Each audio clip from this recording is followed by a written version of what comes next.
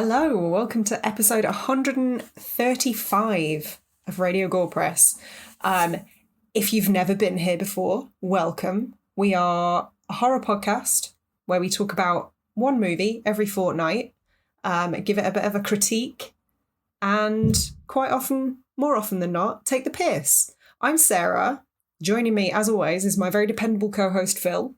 Way, I love. That's good. Good word to use. Way, I was dependable, unexpected. I was like, yeah, actually, I'm down with that. I mean, it's not setting the bar too high. It's a reasonable word to use. Terrible presenter. I just show up.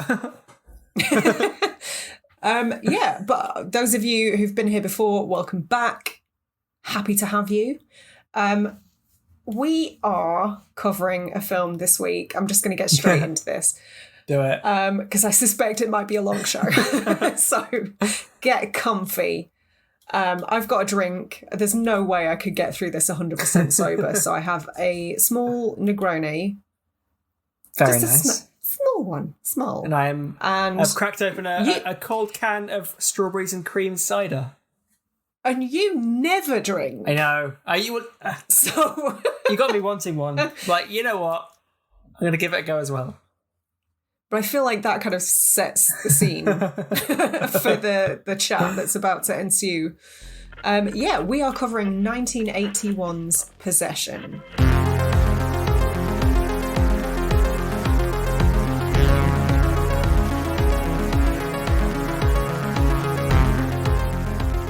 This is a film.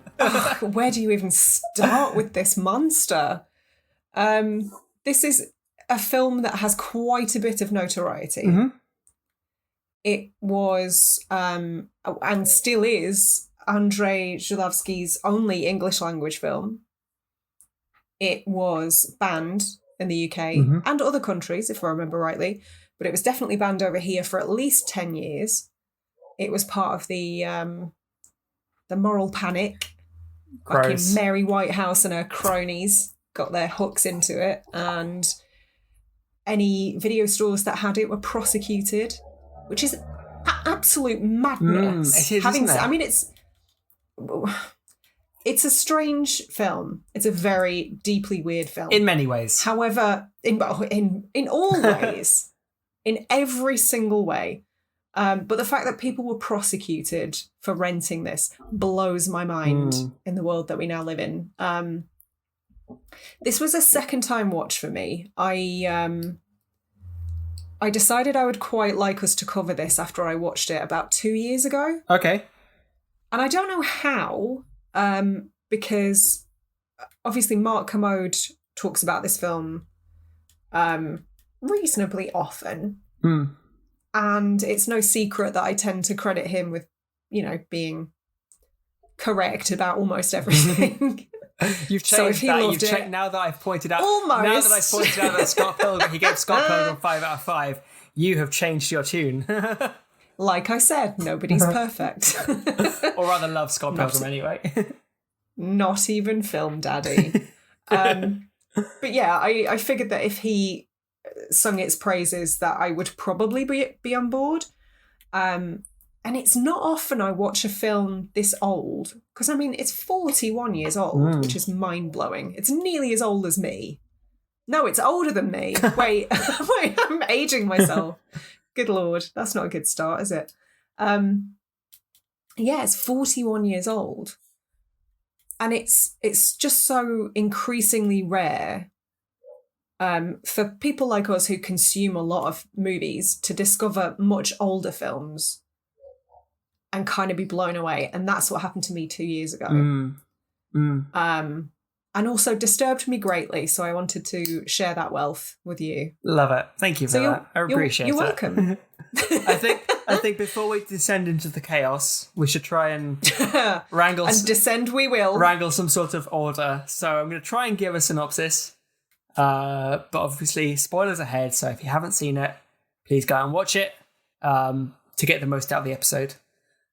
So go on, give it your best shot. After Anna reveals to her husband Mark that she is having an affair, she leaves him and their son. Mark is devastated and seeks out Heinrich, the man who cuckolded him, only to receive a beating. After a series of violent confrontations between Mark and Anna, Mark hires a private investigator to follow her. Anna descends into madness, and it's soon clear that she is hiding a much bigger secret. One that is both inexplicable and shocking. That's... Yes. I mean... Yes. Yeah. And yes. That is the most order you can probably wrangle out of this film. That's a pretty good synopsis, I would say, because it doesn't give away everything. It's not giving away the farm straight out of the gate, but it gives you enough in, like, human terms. Because this film is not in human terms. It's like it was written by aliens. Which is, to my mind, a compliment in this instance. How did you feel? It's a weird one because... Yeah, no shit. Sorry. Well, this is definitely an art house movie, right? It's very experimental. Oh, yeah. It's very stylized, quite absurd.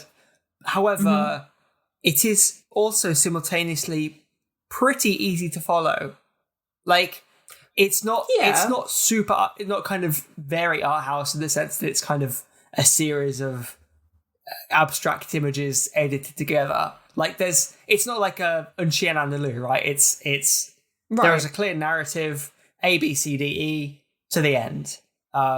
Yes, I would say there's a lot more going on than is on the surface. But yes. Yeah, but I'm just saying it's quite structured in that sense. Yeah. But that in itself kind of downplays how bonkers the film is.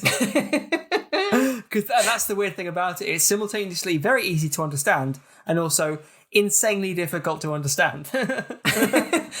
You have no idea how much I've been looking forward to hearing your thoughts on this. As soon as I put it on the list, I was just like, oh, Phil's going to either just have an embolism or hate me forever. I hope neither. Oh, me too. But we'll see how this plays out. I mean, I'm here, so that's going to be a good sign. That's true. That's true. If you'd left me hanging, that would have been troubling. So this is the only film of Zulawski's that I have seen. Same. I was about to ask you the same. Yes. So I have nothing. I have no basis for comparison. I don't know if this is pretty standard fare for him or not. However, I did read that he's a Polish director, and this was quite a personal film for him, apparently, because he was displaced from Poland. He couldn't make films there anymore, and he went through a divorce. So this, despite all the, I guess I can only call it absolute batshittery. This was quite a personal piece for him, which I think shows. I think knowing that, it becomes quite obvious, especially kind of the breakdown of the marriage element, which I was about to say ultimately is what the film is about, but I'm not sure that's true. Interesting. But we'll get to that. Interesting. See, I think it is. Okay. I have thoughts. But I'm willing to discuss this. So yes, let's get to that when we get to it. Yeah. I did feel like there was a bit of a spoiler in the opening credits. I quite like the opening credits. I love that intro music.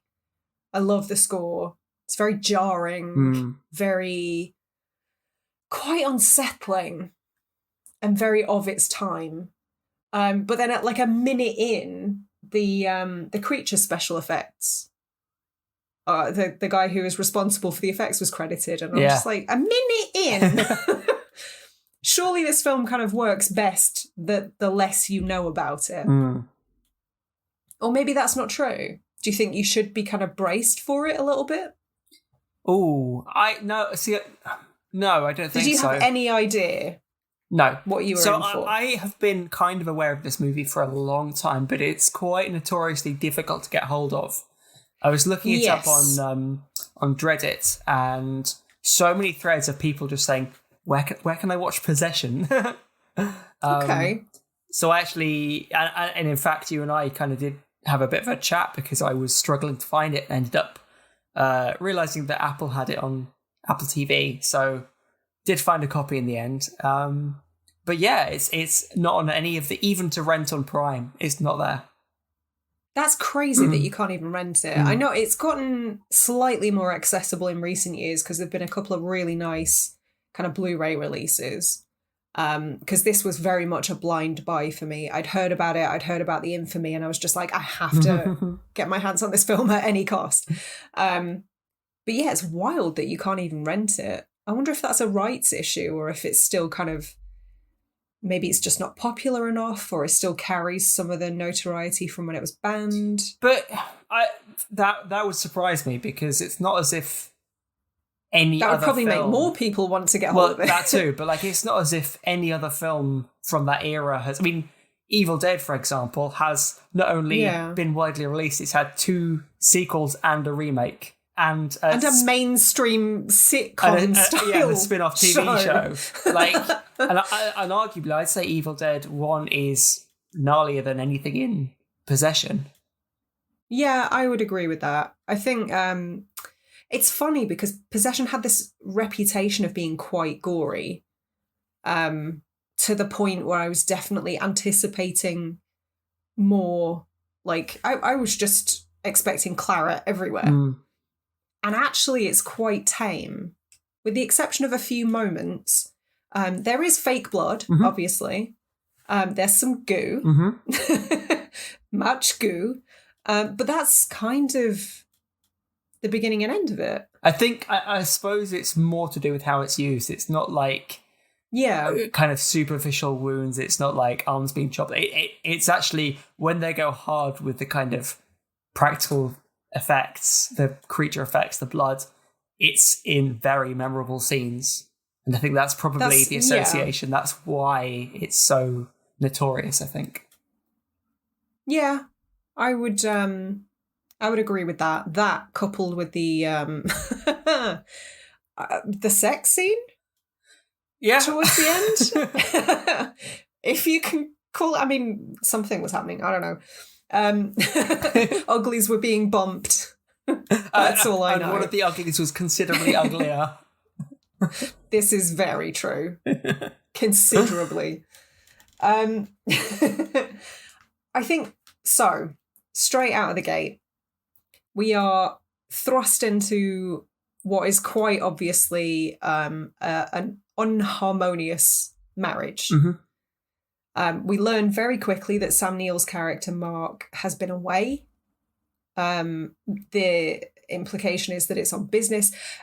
So, did you know what Mark did for a living? Let me ask you this. I didn't until I looked up the plot. Same. I only know that he was, I'm guessing he was a spy of some kind, to do with, I mean, this was set in Berlin at a time where it was still separated between East and West. So there was a lot of political unrest. But nothing in the film explicitly tells you what he does for a living. That's kind of shrouded in secrecy almost. There are scenes where he is kind of being debriefed. And there are scenes at the end where some of those characters, I guess his colleagues, make a reappearance. But that's about it. So he comes back from elsewhere, into wherever, and his wife unceremoniously asks him for a divorce, or suggests that she's very unhappy. He is blindsided by this, as if his lengthy absence from his wife and child would have had no impact whatsoever. He is shocked by this revelation. And it's like from minute one, Isabel Adjani, who is phenomenal in this, by the way, her character, Anna, just kind of immediately starts unraveling. It's very quick. And I don't know, it's sort of, you immediately start on very uneven footing, I find, as a viewer. Yeah, for sure. Unlike a lot of horror movies, you're not really given any time to familiarize yourself with the characters before bad shit starts happening for everybody. And that really threw me on first watch. Yeah, but I think that's kind of necessary because it's literally about, as we've discussed, the breakdown of the marriage, and it almost,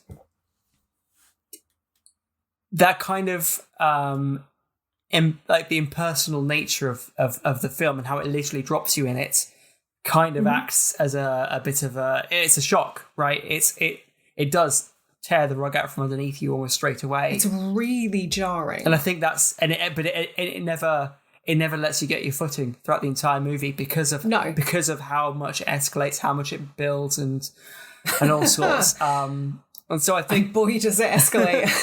So I think that's kind of purposeful. It was because why do you need to get to know these people? All that's important is the breakdown of the marriage. And I guess kind of additionally, some of the point is that you learn what you need to know about them through the unraveling itself. Yeah, exactly. Which we'll get to. I'm going to talk symbolism. I'm going to talk themes. We're going to get real deep in this bitch, but not yet. So the dialogue. Yes. How did you feel about the dialogue? Because like very early on, there are some kind of banal scenes where the couple are at home, obviously just after she's announced that she's unhappy and they're kind of grappling with what this means for them. And he's still living at the home and so is she. And then there's lines like, I think he's bathing their son. And Sam Neill's character's just like, come and admire him. Who says that? So here's the thing. This film, okay, and I think this is something that applies to a lot about this film. Spoilers, found this film really difficult to not engage with because it certainly keeps you on your toes. But these sort of films where they tell a story but in a very, very stylized, very absurdist kind of abstract, not even abstract, but very exaggerated way, I find them difficult to watch. And it's not watching itself that's the problem. It's the fact that I'm always reminded that I'm watching a film because it's so turned up to 11 all throughout the entire thing. And it makes it really difficult to kind of sink into the plot like a more traditional film would be. And the dialogue is a big part of that because it is so exaggerated and so stylized, you know? Like it's difficult, isn't it? I don't know if it was written by English speakers. I don't know if it was written by humans. The jury's still out. Like when I said earlier, it seems like it was written by aliens. I'm not kidding. It sort of feels like it's an observation of how humans might interact with one another rather than indicative of actual interactions that the writer may or may not have had. It's tough though, because I feel that really takes the humanity out of the film because simultaneously it's very inhuman but also very human. But I think that's kind of the point though, isn't it? Because there's even a line, I think it's after Mark has discovered Anna's infidelity, which we'll get to in a second. And she's talking about how the way he's reacting is inhuman. And he says, inhuman? So what you're doing must be human then. So I think that's kind of the point, is kind of getting to grips with what it means, what humanity actually is on some level. And obviously, spoiler alert, that is kind of exemplified by everybody always calls it a Lovecraftian fuck monster.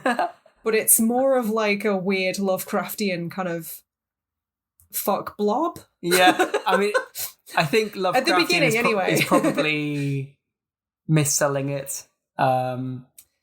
Well, there are tentacles. There are tentacles. I know that much. Like that. That's really the only thing that's Lovecraftian. But we're asking the big questions. Is this film a masterpiece about the breakdown of a marriage, or simply hentai propaganda? We're here to figure out. What I was going to say, I think that tracks though, because I think it's that kind of dichotomy between humanity and inhumanity, because I think it shows it deals with a couple who intimately know each other suddenly realizing they don't know each other and they're different people, Yeah. And I think... And was that the case all along? Has that resulted from the separation? Yeah. And I think that kind of makes sense, the idea that the film is simultaneously a very human story told in a very quite not impersonal, that's a bad word, inhuman way. Yeah. Because it's dealing with the familiarity and unfamiliarity of these two characters getting to grips with their new situation. Yeah. Yeah. There are so many characters in this that make zero sense to me. Right. I'm going to spend lengthy stretches talking about Heinrich. We will get to Heinrich and his inability to wear a shirt correctly. He's not even the worst one. No. Well, there are a lot of strange costuming choices, because Anna's friend, is it Margit? I think so, yeah. I can't remember. The really strange lady who seems a little bit overly familiar with Mark in places. She's broken her leg and is wearing a cast. And I don't know if you noticed, but the cast has a little heel on it. I did. So she can wear her other heel. But there is so much attention to detail that's gone into this film that I think it's very easy to miss because it's so fucking out there, and because the larger themes are really distracting. And it's like a sensory overload thing, isn't it? There's just so much stuff. Like, absolutely. I was, just to give you a sense of how I felt, I was starting to write notes. And this is my first watch. I started to write notes. I wrote 1, 2, 3, 4, 5, 6 notes, and then went, I just can't follow this and make notes at the same time.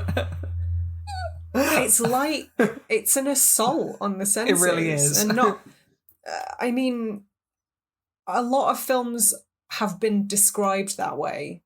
And it's not just that there's a lot of yelling, which in itself is an assault on the ears, but I don't know, I can't explain it. Like, twice I've watched it and twice I've come away feeling like I've been bludgeoned around the head. Do you know what I mean? I feel sort of shell-shocked. Funny you should say that, because I watched this last night and I was kind of in the process of developing a migraine. So oh no, I actually did feel like I was being bludgeoned in the head. Was it a possession-induced migraine? Was it an Isabella Gianni yelling? Just lack of sleep, I think. Migraine. But I finished off feeling much better today, so... Good. So, very quickly, after Anna announces that she would like a divorce, we go full unhinged Sam Neill. And I am here for it. I have never seen Sam Neill play a role like that before. Dr. Alan Grant losing his shit. Also, what's he got against chairs? Fair point.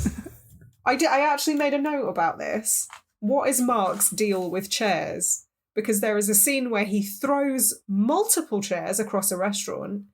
There is a scene where he is, twice, he's in a rocking chair, doing the most violent rocking in a rocking chair that I have ever witnessed.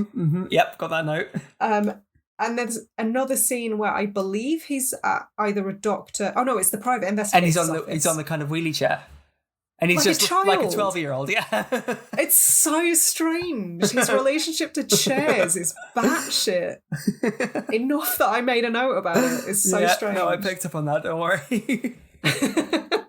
But I wonder, what does it mean, Phil? What does it mean? I think you're probably looking in the wrong areas to find meaning from chairs. Maybe.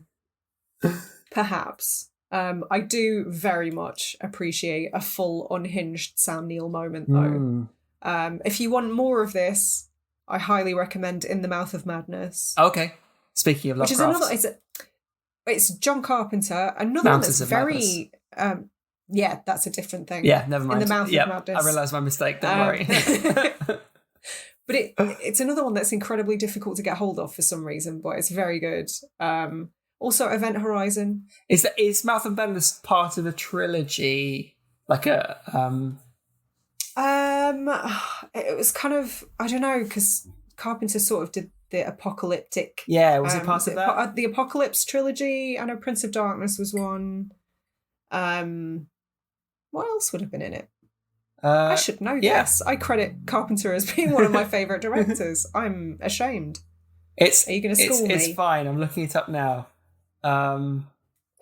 It's quick. Come on, Sarah. I thought it was. Sarah, it's The Thing. Is that the first one, really? The Thing, Prince of Darkness, and Mouth of Madness is his Apocalypse trilogy. They're so different. I can kind of look. I can see the threads linking Prince of Darkness with Mouth of Madness. The Thing feels like a very separate entity. Okay, that's wild to me. Yes, that's the point. Okay, well that's my next movie triple bill sorted. So at least something good came of me fucking up and not knowing a thing. So. Obviously, you're familiar with Sam Neill. Mm-hmm. Not personally, but you've seen him in enough stuff to kind of... Yeah, me and Sam, like this. That doesn't really work on a podcast. Never mind. No visual gags. Note to self. But you're familiar with enough of his catalogue. I think so, yeah. Where does this... where does this place on the Sam Neill Richter scale? Well, this is the thing. Like, I can't think of any film that is... This breaks the meter, does it? He's as unhinged in as this one. And he's not even the most unhinged one in this film, which is saying something. Speaking of unhinged, my second favourite character is Heinrich. What a strange man. What did you think of Heinrich? Again, it's just like it's one of the things I read about this, and I think it's true. It seems to be a lot about artifice and people acting like somewhere they're not. And okay, so like based on societal expectations. Well, like Heinrich places himself as like a worldly traveller. He knows martial arts. And, and by the end, he's just a snivelling coward. Yeah, exactly. And I think that's probably he lives with his mum. He's a coward. He's lacks self-confidence. He comes crawling back to Mark for help. And I think there's a lot of that, and that probably plays into the idea. And I think, clearly Anna and Mark weren't, the people they are in this film aren't the people they were when they were married, right? So again, maybe the masks are coming off, and this is kind of who they always were. I think you're probably onto something there, particularly because... So this kind of leans into some larger theories that I've got. But a lot of time is taken up by discussing the fact that Anna is deeply unhappy sexually within the marriage. Very common problem. But it seems like it's something that's only kind of occurred to her via Mark's absence and her dalliances with other people. I find it really interesting during the conversations between Anna and Mark when they're talking about he and him, but Anna is talking about he and him, but it's not Heinrich. Yeah, I mean, and Mark is talking about Heinrich, and it's very interesting to see them kind of talking about the same thing, but at cross purposes at the same time. Yeah, and I think that's, and we should probably stop picking films in which kind of require second viewings to pick up on. But, like, that's something you could only understand and appreciate by watching it a second time, because I was hearing he and I was thinking, sure, it's Heinrich. Mm-hmm. And then obviously confusion occurred, and then I was a bit curious as to what was going on. But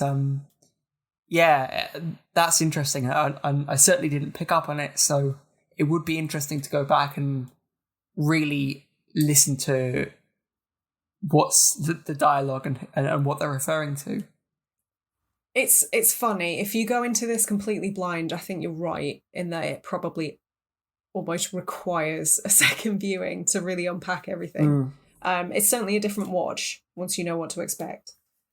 But yeah, so Heinrich is kind of this... He's a dichotomy in himself, because he is sort of, on the one hand, quite... he's not macho. I can't think of a better word.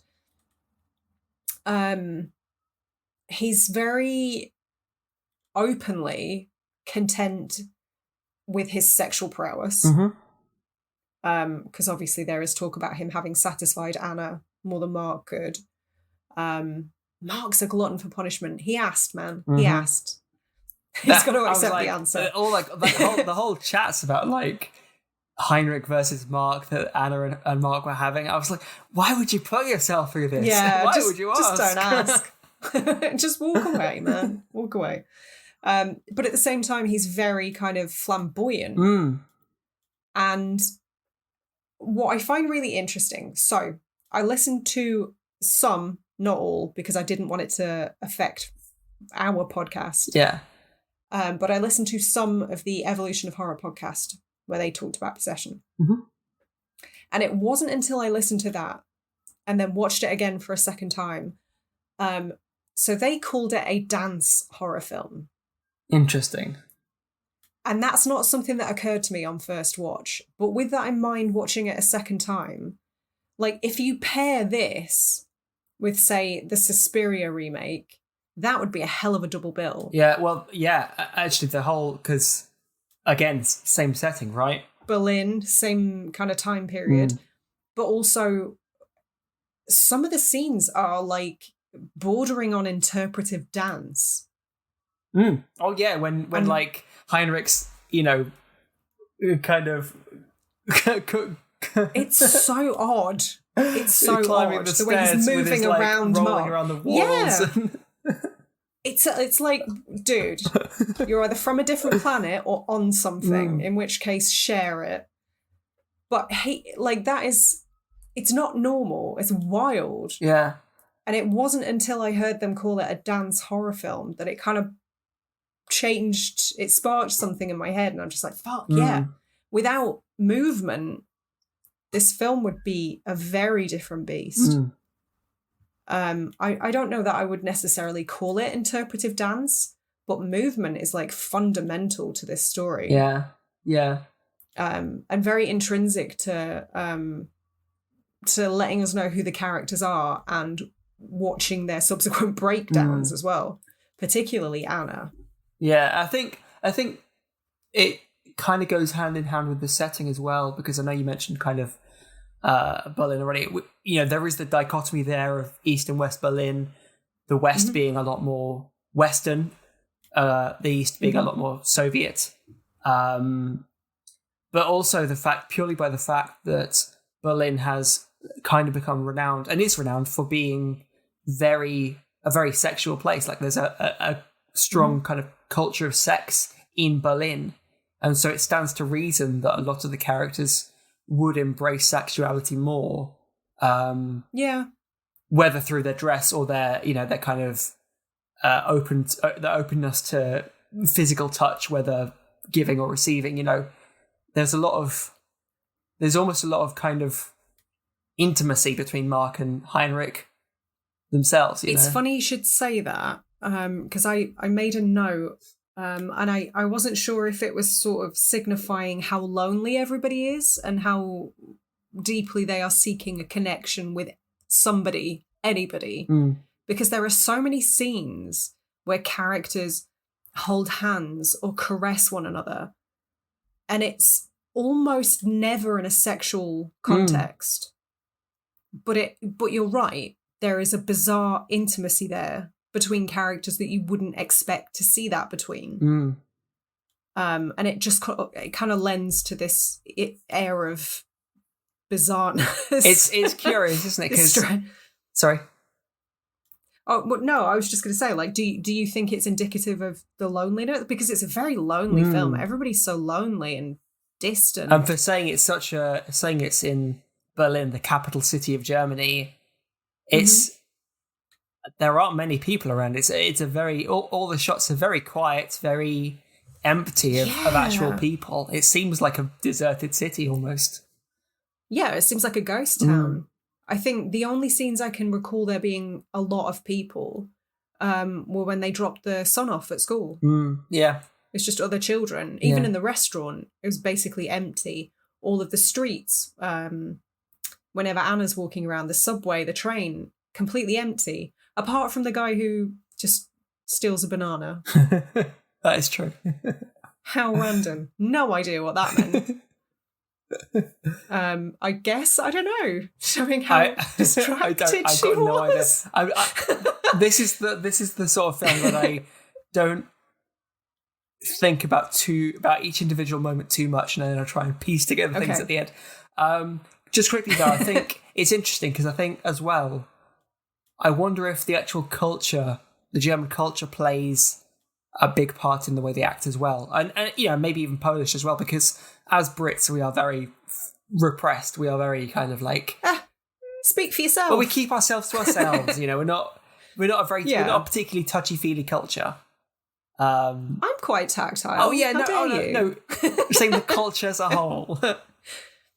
Me too. Do you think that's true though? But do you think that's true, or do you think it's an outdated stereotype? Maybe, but there are certainly, you hear about in different cultures the fact that two guys will kiss each other on the cheek to say hi. Like, I'm not saying I don't know enough about German culture to know whether that's a thing there, but there are other customs that you see, particularly in Europe, that point to a more tactile way of communication. Less repressed. Yeah, a way of communication than we would perhaps find in the UK. Yeah, that tracks. And so it's hard to know whether it is, because it probably is more to do with because like you say, it's a very lonely film. But it does make me wonder whether that's just the fact that the whole Europeanness of it, I searched high and low for relevance of this as well, but there are several scenes where at least 3 scenes where somebody is in front of someone else who is naked, and they're kind of lifting up their arms and kind of touching their torso. And I don't know what it fucking means, but that happened at least 3 times. Sam Neill does it to the son. He does the same thing to Anna. Okay. Kind of lifts her arms and touches her torso. And then it happens again towards the end. Interesting. And I want to know what it means. I don't believe anything in this film is random. No, it's a very deliberate film. Apart from maybe the banana thing. Because I don't have a good explanation for that. But yeah, I don't know. So I'm going to get onto religion. I'm going to talk quite a lot about religion. Apologies in advance. If it's offensive to you, lighten up. But also, like, it kind of made me think of... So, in religious media, whenever we see anything that kind of presents Jesus being crucified and being washed first, there's this element of like clinical, like moving of the limbs and stuff. And that's what it reminded me of. Okay. And that was the only possible connection I could make. Interesting. Because this film is so rife with religious subtext. Yeah, for sure. I mean, there's a lot of different things going on. There's, there's talk of, I was reading up on it, kind of Zulawski's relationship with his home, how he was driven out and forced to set up somewhere else. There's it's now Ukraine, isn't it? Where he was born, I believe. Yeah, there's the East-West divide of Berlin. There's the story of his marriage breaking down that inspired Possession. You know, there's a lot of different themes that are actually really well married together. You know, married. Yeah. Not anymore, Phil. Pun not intended. So, I mean, now's as good a time as any to talk about the religious not even subtext. It's quite overt in a lot of places. I think the most glaring example is Anna's kind of rambling monologue about faith and chance. And it is paired with the subway scene, which is the most unhinged thing in the film. Yeah. And I'd seen clips of that scene before I'd seen the film. So I knew it was coming at some point, and I was still woefully unprepared for just how intense that scene is. Yeah. She is feral.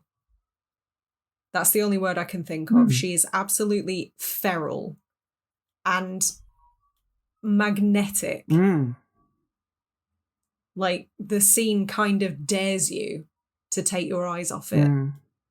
And it's impossible to. There's a moment of kind of stillness after, you know, the effect of the miscarriage, where she's just kind of staring glassy-eyed, kind of half up on her knees. And I was just like, it was kind of beautiful and horrifying at the same time. It was such a weird thing to watch. Absolutely. I think one of the kind of critics following this movie did praise Zulawski for his casting of Ajani, because I don't think any director had kind of given her that chance to just really let loose. They'd kind of seen her as this kind of French beauty, and they'd cast her in suiting roles. Whereas, you know, Zulawski kind of took that and went, you know what, there's something more there. You know, and she was umming and ahhing over taking the role, and it was going to go to someone else, but she managed to snag it before. I'm glad she did. Yeah, I know, she was amazing in it. And I think I remember reading that she won kind of the Best Actress at Cannes that year. Yeah, I think she holds the world record. Actually, keep talking because I'll look it up, and I don't want to. The world record for most feral performance on film. I believe the film also won the Palme d'Or, which is kind of the highest compliment of that festival. You know, and that's in 1981 as well, when horror still kind of snubbed at the Oscars. And then it was banned. That's nuts. That is absolutely nuts. She's the only person in history to win 5 César Awards. So yeah. Wow. For this film, I presume? No, for Possession, One Deadly Summer, Camille Claudel, Lorraine Margot, and Skirt Day. So between 81 and 2009. So. Oh, wow. Well, good for her. Yeah. I don't think this really enters into the pantheon of good for her cinematic universe, sadly. Comes close. But yeah, the monologue that she has, I think it's Marg watching one of Heinrich's old, like the tapes that he had, where he was just filming her, and she was kind of rambling and sweaty, and she was talking about faith and chance, and she talks about the subway scene, where she says that is when she miscarried faith and she was only left with chance. And to me, that kind of speaks volumes about what the film is also about. And that's kind of what I was getting at when I said I don't necessarily think it is actually about the breakdown of a marriage. Oh, okay. I think it is and it isn't. Yeah. I think the larger issue at play is a breakdown of faith. Okay. I think there are several scenes that kind of suggest this, none more so than the scene where she's kind of staring up at the statue of Jesus and just like whimpering, like she can't get words out. She's almost like pleading, but she can't say anything. And I think, to be honest, I'm not convinced that anything in this film is supposed to be taken literally. Oh, yeah. But obviously, I think it's quite straightforward to me, at least, that the miscarriage of faith, in quotation marks, was quite literally that. It was her kind of going, I don't think I believe anymore. I don't think I'm a believer. Because she calls herself evil. She says she's the maker of her own evil. And I don't know if that's kind of specific to her infidelity, her sexual desires, the fact that she gets murderous as the film wears on. She sees something evil in herself. And I think that is kind of the catalyst for her losing her faith. And then she's left with what she calls chance. Yeah. Which is, I guess, an acceptance of, what will be, will be. Yeah. So I was looking into some readings about this.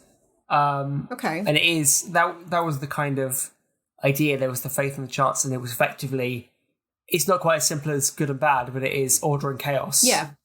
But they are opposing forces. And when she's herself, prior to the movie, they were kind of in sync, not in sync, but they were balanced. And as the film progresses, chance gradually, takes over more and more and more until there is a miscarriage of faith. But interestingly, what it then goes on to talk about is how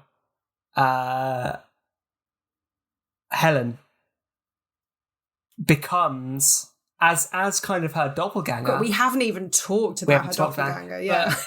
But Helen is effectively Sister Faith. Right. She becomes the kind of counterpart to Anna, and that's quite heavy-handed in the fact that she's always wearing white, which is true.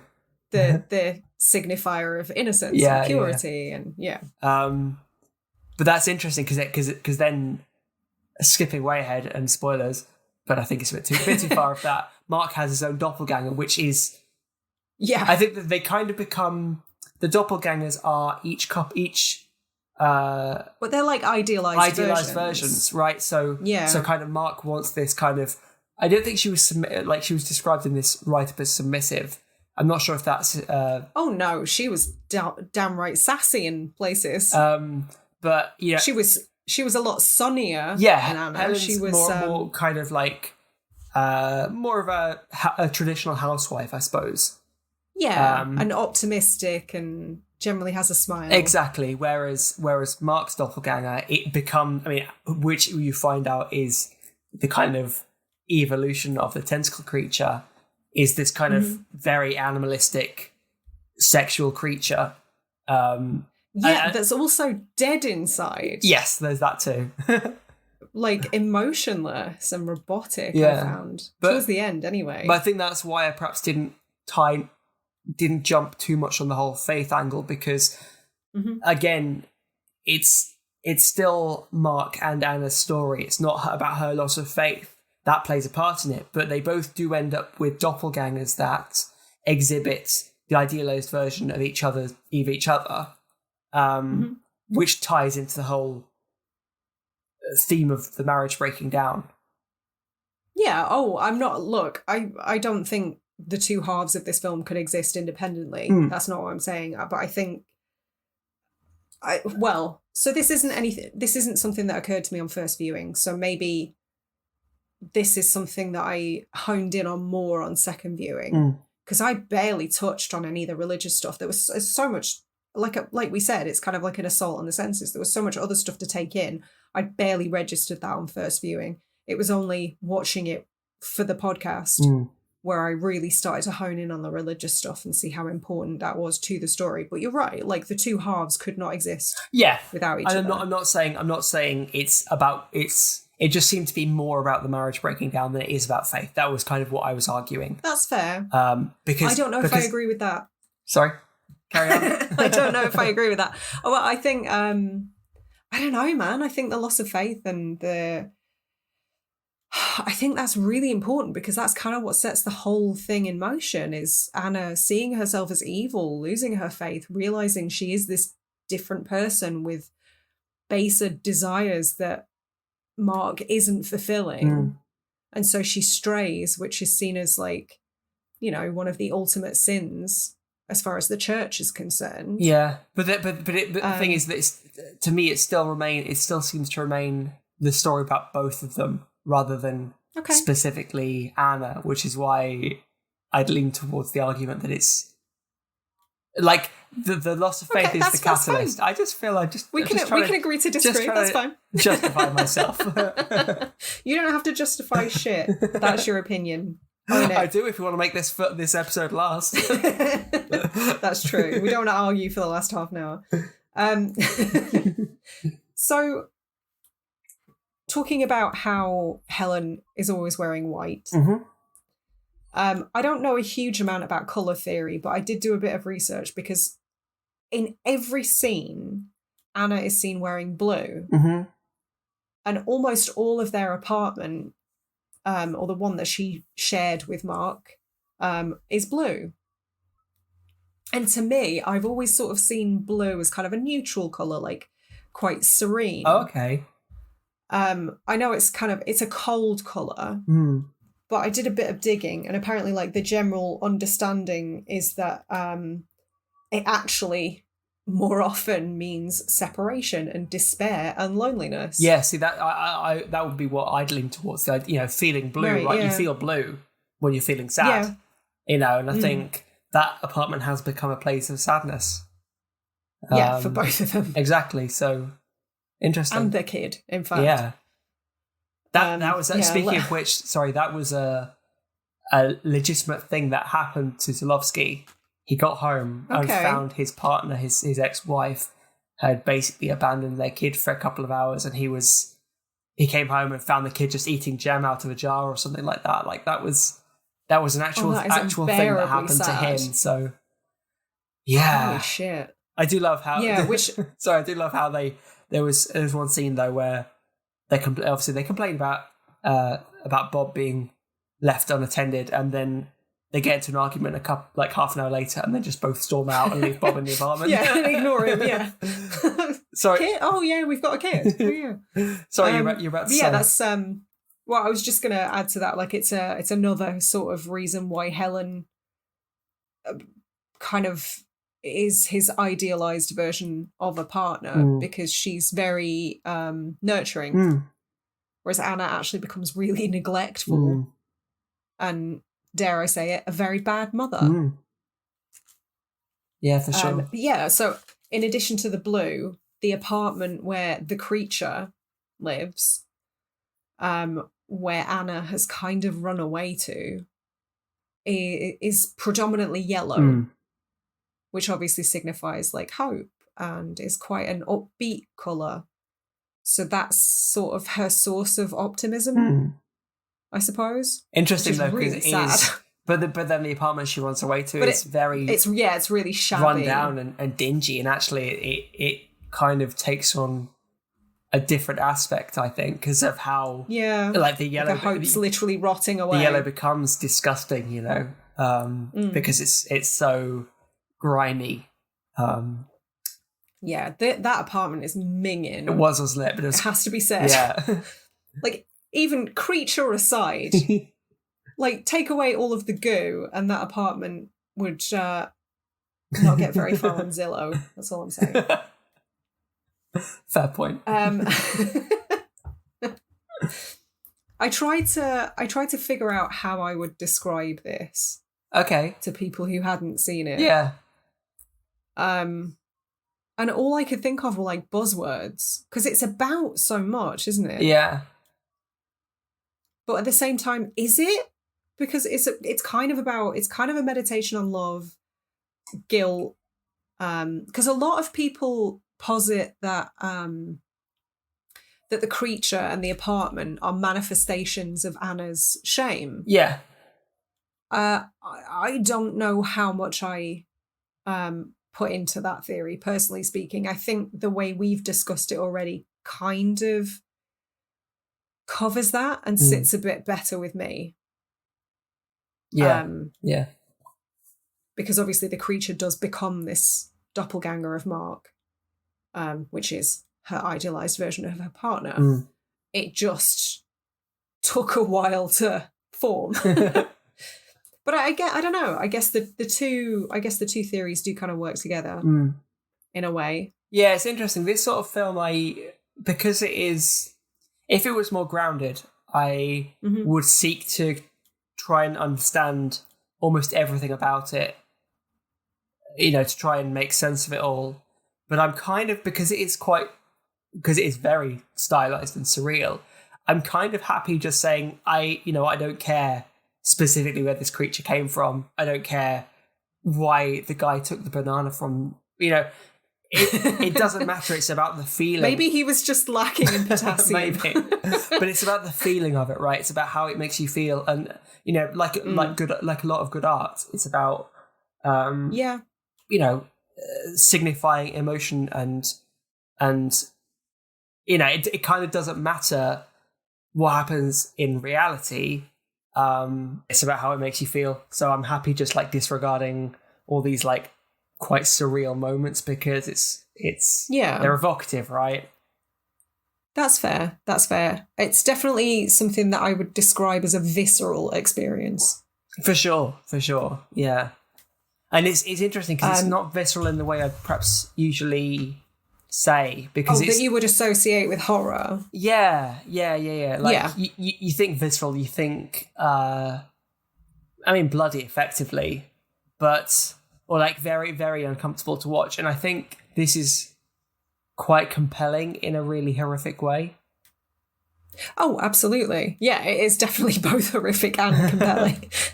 Like, I couldn't take my eyes off screen both times I watched it. And if I'm being honest, like, it's so rare. I'm kind of skipping right to the end here. It's so rare that I watch a film and I'm just like, immediate 5 stars. Okay. This is perfection. This is all I want from cinema. and that's like, how you felt first time as well? Yes. Okay. I rated it 5 both times. I had to mull it over. Okay. Because again, it points back to what I was saying earlier in that I find it really difficult to get on board with films like this because they are so larger than life, and because of that, I find it really difficult to actually get into them as films. And it's not to say they're bad, but I think it's just personal preference, isn't it? No, I'm not even passing judgment on what I like about it. It's just I had to really think about what it was doing and what it was saying before I felt it was fair to pass judgment. That's understandable. I guess what I mean is just in terms of it's personal preference, in terms of what you like about cinema, what you want out of a film. And it's if this is too fucking abstract and obtuse, then I completely get that. Kind of a weird thing though, because it's not. It's almost that because the narrative itself is fairly standard. It's fairly aside from the tentacle sex, right? Like it's about the break. It's a very common story. Effectively, the idea of a breakdown of a marriage, the loss of faith, all the aspects are very run of the mill. You see those sort of stories all over the place, but it's the fact that it's a fairly traditional story told in quite an absurdist way that makes me kind of pause. I think if it was more along the lines of maybe Eraserhead, or I know. Okay, do you know what I think? I think Lynch is quite a good parallel to draw. Yeah, it is quite Lynchian in places. Yeah, because you think about. Well, mate, I mean, the only real one I've watched is, I've watched more. I've watched Eraserhead, but like Mulholland Drive makes me feel things, and not in a sexual way, don't worry, but like in just the not in a pants stirring sense. Yeah, it's so evocative. Like there's just so much about it that is uncomfortable and, like you say, visceral. Like it's very it's a weird one to watch. And partly that's because the actual plot is quite surreal. It's certainly told in a very non-linear way. Whereas because this one is, the story's like a 7 out of 10, but the acting and everything else and the aesthetics and the mise en scène is like 15 out of 10. You know, that is it's that disconnect that I have to kind of like reconcile in my head before I feel comfortable giving an actual like opinion or forming an opinion over it. That's fair. Before we kind of start to wind down, I just want to talk about one or two other things. We can perhaps plow through the rest of your notes as well. The idea of duality. This is something we talk about quite a lot on this podcast, especially recently. I don't know why. But the idea of duality is so prevalent throughout this film. Obviously, we have the idea of doppelgangers. We have Berlin itself split into East and West. The characters talk again and again about faith and chance and good and evil. And it's just such an interesting meditation on the nature of humans and how nothing, well, not even humans, things as well, like nothing is all good and all bad. Yeah. Almost everything has this duality to it, but, you know, the ratios may differ. Things swing more in one direction than another, more often than not. But everything is of two halves. And I think that's really, it's interesting to me how that kind of ripples throughout the film. Yeah. I mean, here's a question on that topic, and it's only one that's popped up for me. Do you think Margit, is that her name? The strange leg cast lady. Her. Do you think she is a reflection of Heinrich? Not reflection, but like a counterpart, right? Because to me, she doesn't seem to serve a purpose, right? She's eccentric and she looks after Bob a little bit, and that's kind of the only purpose she serves. But I wonder if there's along this idea of like duality. Yeah. Whether she's the female equivalent. Yeah, I think you could well be onto something there, because there's a lot of mirroring as well. She is larger than life, as you say. She's very theatrical, very flamboyant. Doesn't always make a lick of sense. Is kind of a bit forward and overly sexual. There were some weird moments between her and Mark anyway. Odd dress sense. I just wanted him to button up his shirt. Like, Heinrich, you spectacular weirdo. Learn to dress yourself correctly. But yes, I think that's really interesting, and you could be onto something there. Like I said, I haven't given it much thought other than that, because it's only just popped up. But then you can look into the relationships and how, because Mark says how much he hates her, and conversely, Anna talks about how enamored she is by Heinrich. You know, there is because the idea of them being the kind of doppelgangers, being idealized versions of each other, and the conflict between faith and chance, and the two doppelgangers, one being very domestic, very homely, and the other being this kind of animalistic creature. It makes me wonder whether that kind of duality extends to those two as well, and their relationship with their counterparts. I think you might be right. Particularly, the key word to me there is mirroring, because there's even a lot. I cannot for the life of me remember the exact quote, so don't take me to task on this. But when Anna is talking about, she's kind of giving her monologue about faith and chance and how she's the maker of her own evil. She talks about how goodness is kind of a reflection of evil. Yeah. Kind of an extension of what I was just saying, like one can't exist without the other. So yeah, I think you're probably bang on with that. That's not something that occurred to me. Yeah, it didn't to me until just now. But there was also the postcard that's sent early in the film that talks about the two halves of God. Yeah, and one being her. Yeah, you know, again pointing to the idea of two halves of a whole, and you know. Yeah. Yeah, interesting. Yeah. I mean, and a marriage is comprised of two halves. Of course, yeah. Ugh, God, we've cracked it. Nailed it. We've just solved possession, guys. You are welcome. No more discussion needs to be had. We've just done it. This is the final word on the subject. Before we actually do get to the final word on the subject, I am curious to know your thoughts about the title. Because possession within the context of a horror film is almost always demonic possession. Right. I wonder if in this case, possession is more to do with possessing literally ownership. Another person. Yeah. That's interesting. And certainly all I'd known of this film was the name and the art of it with the woman with the kind of serpentine hair. Like the name alone is nowhere near indicative of the film you get based on what we know about the horror genre. Right. And that did come as quite a surprise because I was expecting something along those lines. And I think it might just be the expectation of that word within the horror genre that, that led me to kind of think that way. In a more sort of literal sense, the subway scene, she acts possessed. Yeah. One could argue that she was possessed by something.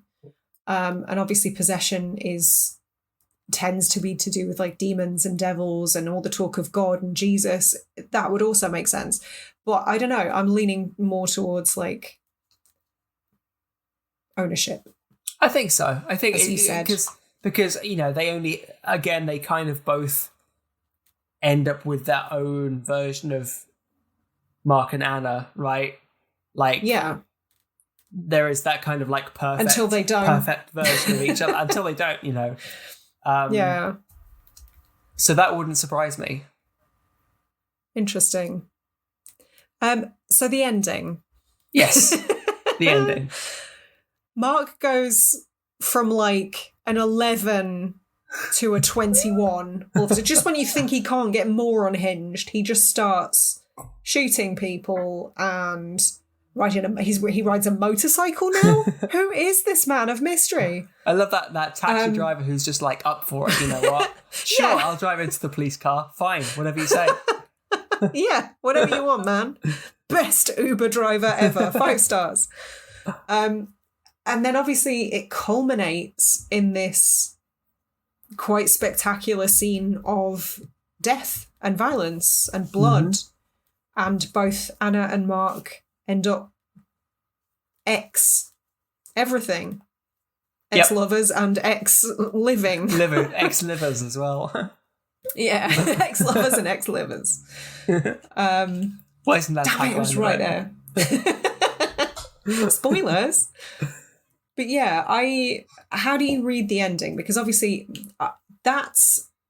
I didn't remember from my first viewing the scene after that. In my head, I'd retconned it and that's how it ended. Okay. But obviously, after they die, if you have any thoughts about the man with pink socks, please let me know. I mean, like you and the listeners at home, if anybody wants to write, because there was that mention right at the start of like, oh, does our man on the inside still wear pink socks or something to that effect? And then there's the guy at the end and he very pointedly puts his pink socks towards the camera. I'm just like, what does this mean? I don't know what pink means. I didn't go that deep into my colour theory, by the way. But that's driving me insane. But this obviously the scene after that.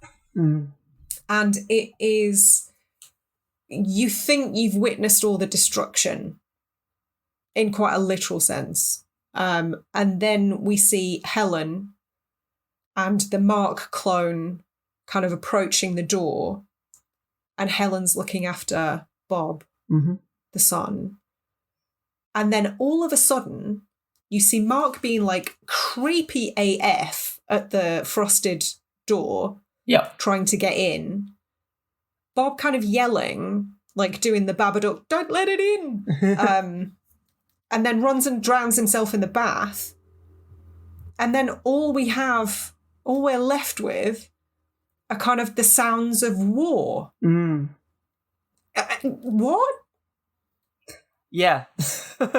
So, like, this film ends in ultimate destruction, not just the destruction of two people and their union, but, like, maybe the world? I mean, I wouldn't say that was, like, literal, but to me, I don't think any of it's literal. No.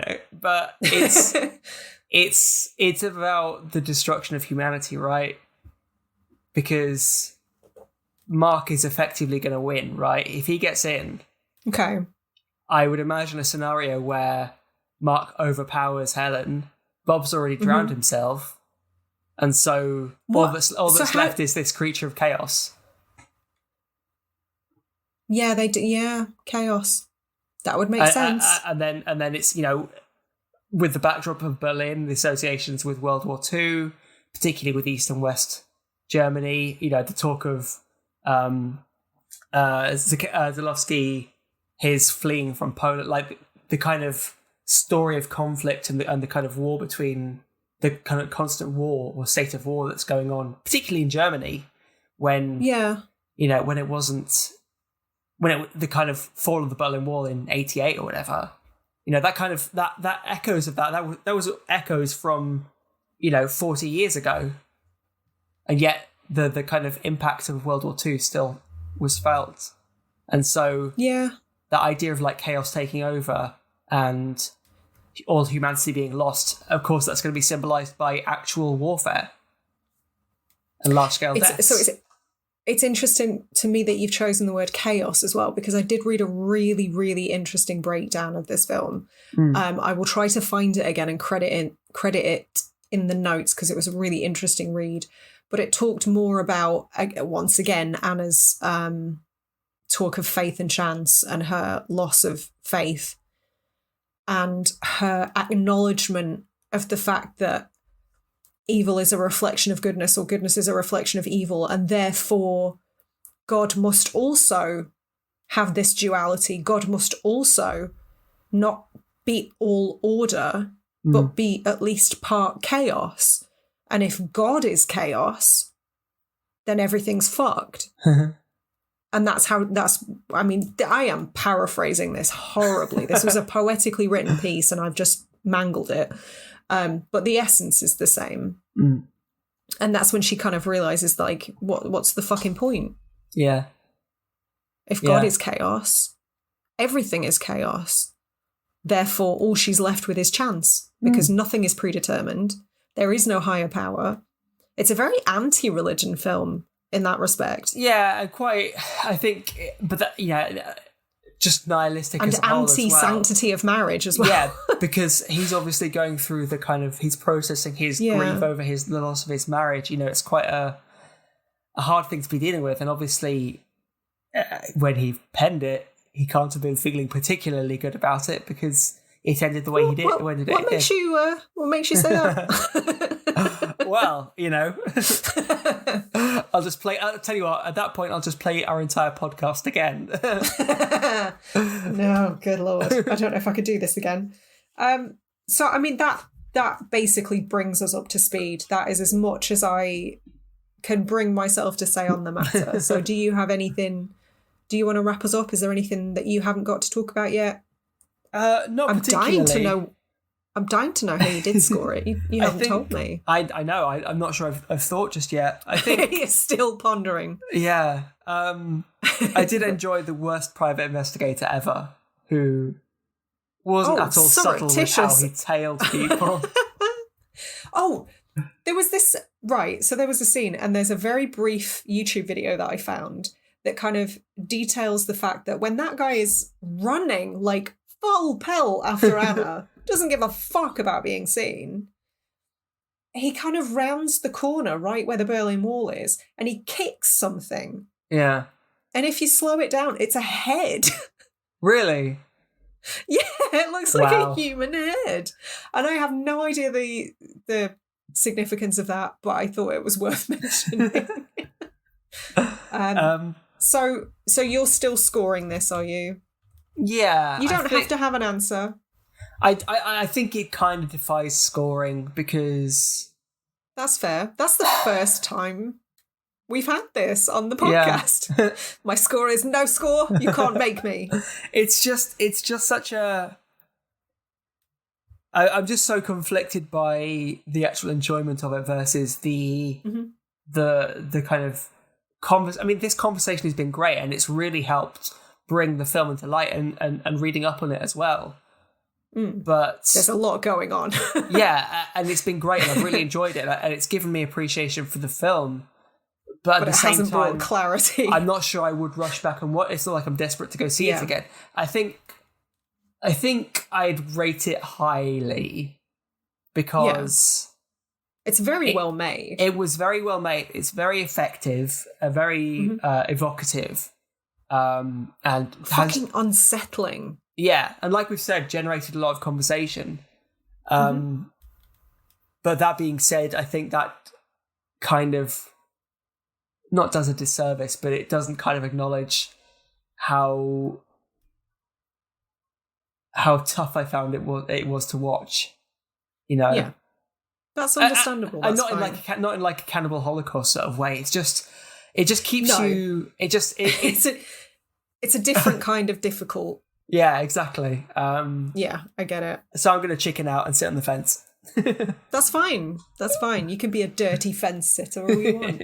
I will definitely give you shit about it. I don't know. Have a think about it, and maybe in 2 weeks' time, you can give us your score in the next show. We've had like nothing but corkers lately. It's been all bangers, no mash. So we need to start covering something shit that we can make fun of, because this has been a strange run of quality for this podcast. So yeah, that was Possession. Love, guilt, betrayal, loneliness. All that good stuff. Men with shirts unbuttoned to the navel, and I tell you what, I want to see Heinrich acting alongside acting in Delamorte Del More. Oh my god, I want to see the Heinrich origin story. Somebody needs to make that. Maybe he started off really like wearing polo necks and it just unraveled from there. And hoped no one would notice. Just like just got increasingly daring. Yeah. I tell you, as a sign off, not even a sign off, but before we do, the film that actually came to mind watching this, and it feels weird because they are very different films, but I got so much of a Hellraiser vibe from it.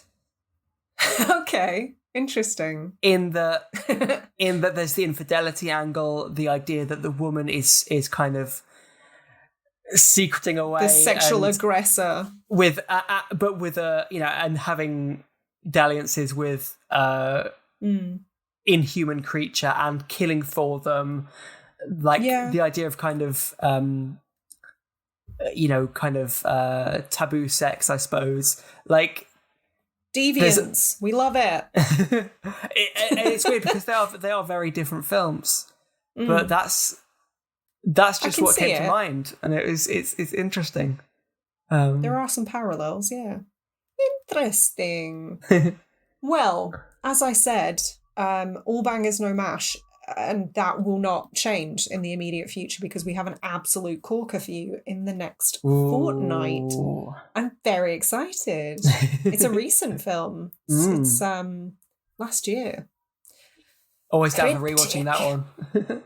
Yeah. Spoilers. So until next time, thanks, Phil, for talking to me about Possession. Thank you.